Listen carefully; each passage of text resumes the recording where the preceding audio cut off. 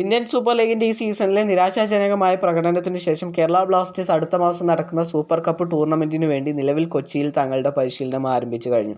പുതിയ പരിശീലകൻ David കാറ്റലയുടെ കീഴിലാവും Blasters super കപ്പിന് ഇറങ്ങുക. ഇതിനായി ടീമിൽ നിരവധി മാറ്റങ്ങൾ കൊണ്ടുവരാനുള്ള ശ്രമത്തിലാണ് മാനേജ്മെൻറ്റ്. അതേസമയം ട്രാൻസ്ഫർ മാർക്കറ്റിലും കേരള ബ്ലാസ്റ്റേഴ്സിനെ സംബന്ധിച്ച് നിരവധി ട്രാൻസ്ഫർ വാർത്തകളും റിപ്പോർട്ടുകളുമാണ് പുറത്തുവരുന്നത്. പുതിയ പരിശീലകനെ കൊണ്ടുവന്ന ബ്ലാസ്റ്റേഴ്സ് വരുന്ന സീസണിലേക്ക് ഇനിയും സൈനിങ്ങുകൾ സ്വന്തമാക്കും. അതോടൊപ്പം തന്നെ നിരവധി താരങ്ങൾ ബ്ലാസ്റ്റേഴ്സ് വിടുമെന്നതും ഉറപ്പായി കഴിഞ്ഞു.